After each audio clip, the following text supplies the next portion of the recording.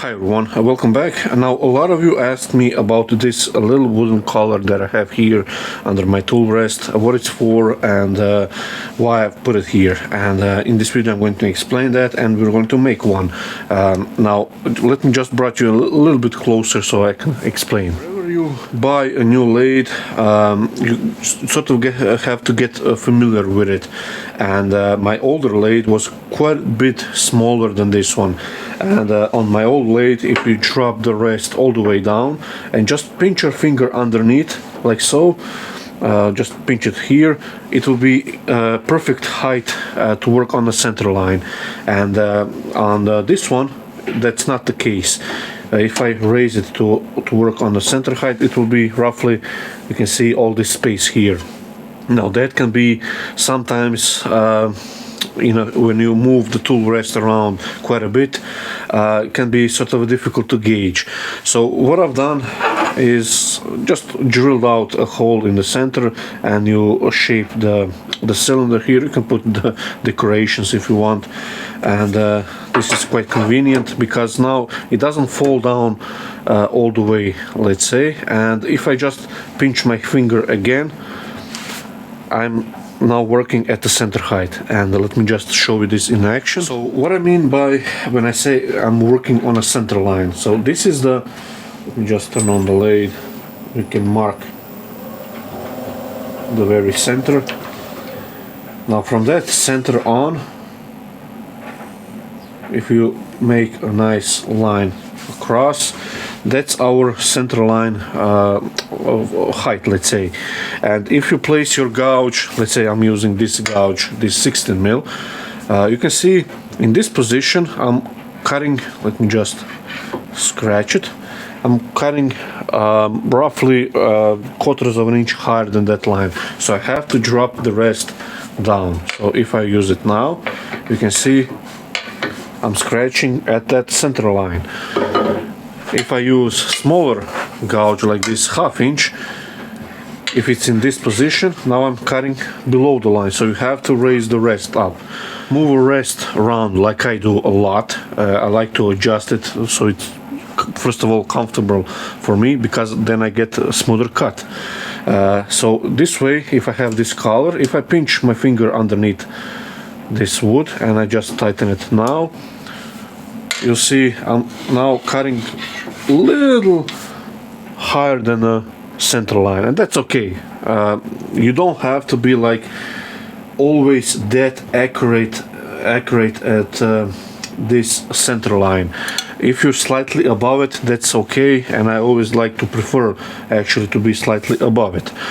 Now if I again use this one, I can drop it all the way down to the this collar, and now I'm cutting at the center line, actually a little over that.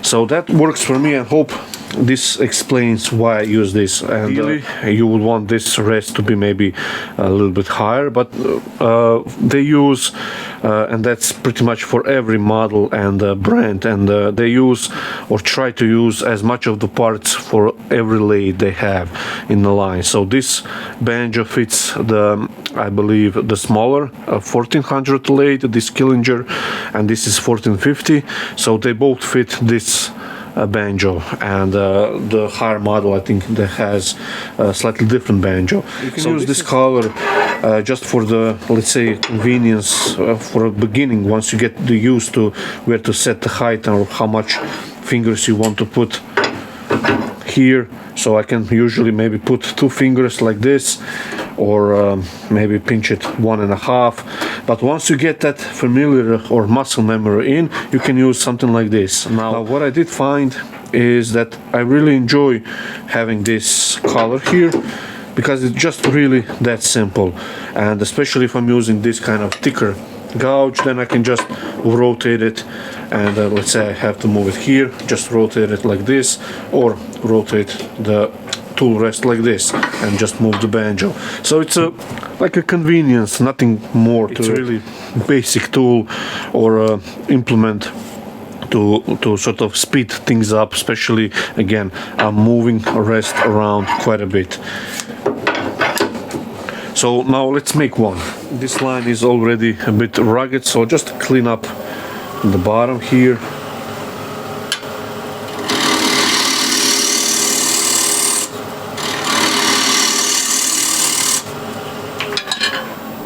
So place your tool rest nice straight across, mark the very center,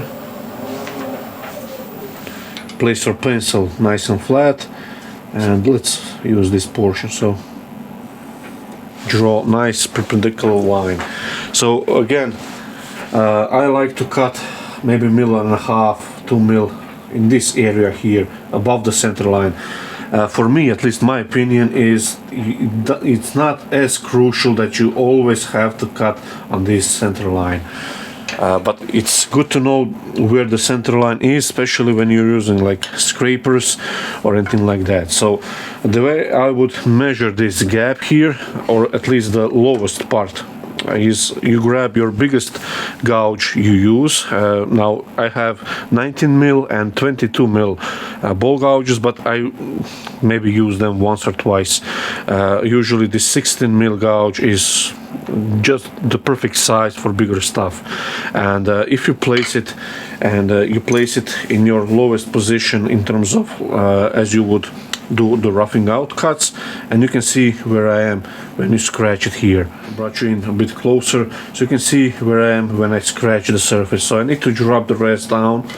Again, position yourself as you would go with cutting, and you can see that's pretty much where I want to be, slightly above center line. So now just measure this gap here, and this is the perfect gap here on this one, but you can measure it, use the ruler or whatever you have at hand, and in my case this is 21 mil. And now obviously tool rest post like this will vary in sizes. Now this one is 30 mil, most common size is 1 inch or 25 mil, so just measure your first.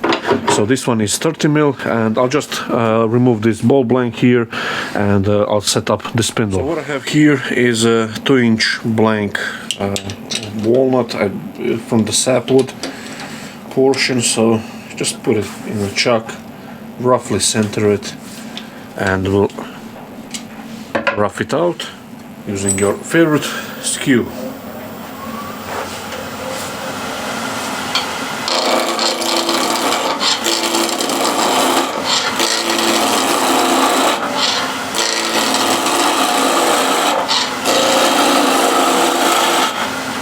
I only need small portions, so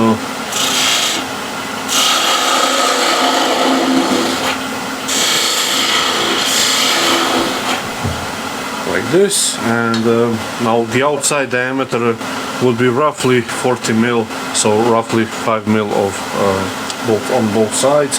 But first I want to drill out the center. You can drill this out or hollow it out using, let's say, square end scrapers. Just before you part it off, just make sure you test it out with your tool rest. But in this case I'm going to use a Forstner bit. Drill out the center. Now the speed is a little too fast, so slow it down.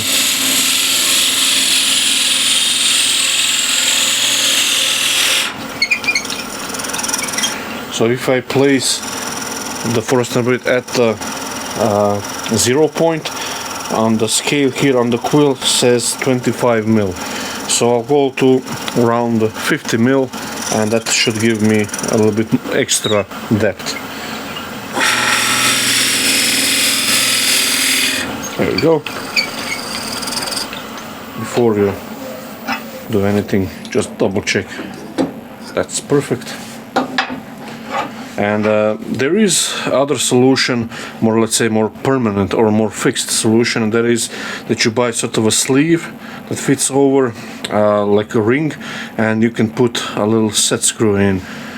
But that's again a little more of a fixed solution for me, at least.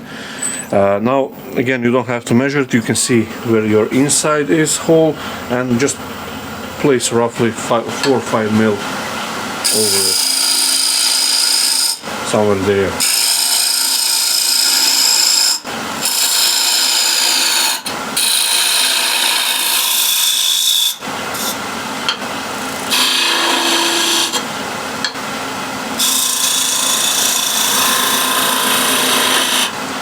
nice planing cut, and I'll chamfer the end and the inside edge as well.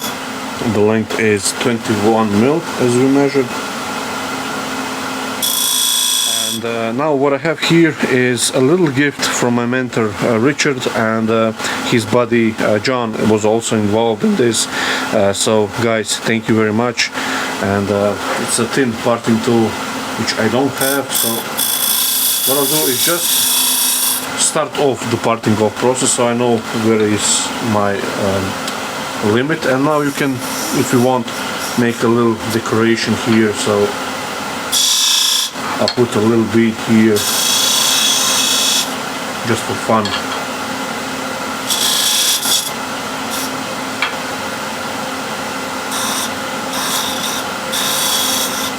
Chamfer it.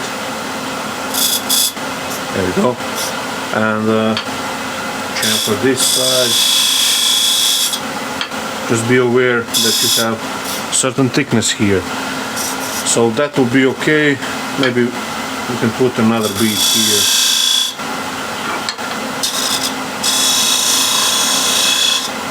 There we go. Making it nice and tidy.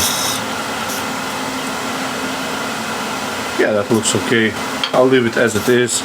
And now we can, if you want, you can sand this, which I'm going to do. This is 240 grit, just a few rubs.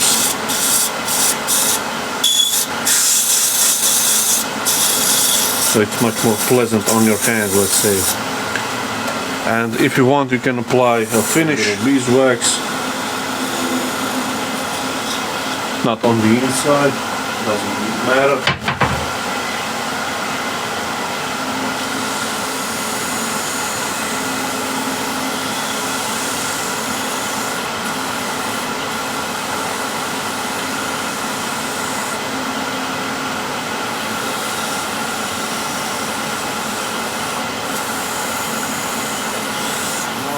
We just part it off nice and gently. There we go. So if you want, you can jam chuck this to finish up if you really want to be like precise, but I'm just going to sand this. It really doesn't matter, just a little color that is going to get beaten anyway. So just give it a few rubs. There we go. So now you can see our little collar just goes nicely like so. There we go. That works quite nice. And if I have to raise it for a smaller diameter tool, then I just pinch my finger here and I sort of bypass this distance here. Again, I hope you find this a little upgrade quite useful. Try it for yourself, you'll see if that works for you. Works awesome for me.